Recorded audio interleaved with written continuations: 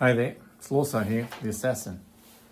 Today I want to talk to you about something new I only recently discovered called vibe coding.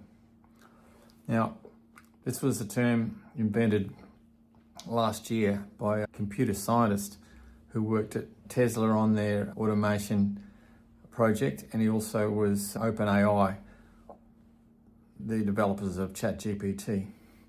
Now, what vibe coding means is you can talk to, it's like coding by having a conversation with AI.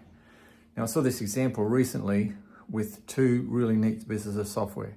Now, we use Figma quite a lot in our organization. It's great for graphic design and also for sharing ideas and getting feedback on those designs. So imagine you wanted to make an app. You're either an entrepreneur and you wanted to start up a business, you've got a really good idea, or you're within a larger company, you think we've got an app that would really save us a lot of productivity things by sharing information or whatever. So you go into Figma and you design the interfaces, all the different screens that you need for your app. Then you open up, connect through the plugins in Figma, this application called Bolt. Now, Bolt is going to sit besides the Figma design, and you can just mouse over a particular button on the screen and you can describe the functionality that it needs, or the calculation it needs to make, and where it needs to go from there, and what information needs to be displayed as a result.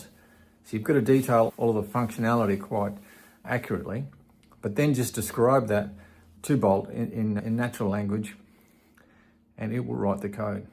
It will write the code to create you that application with the front end and the back end database that's required.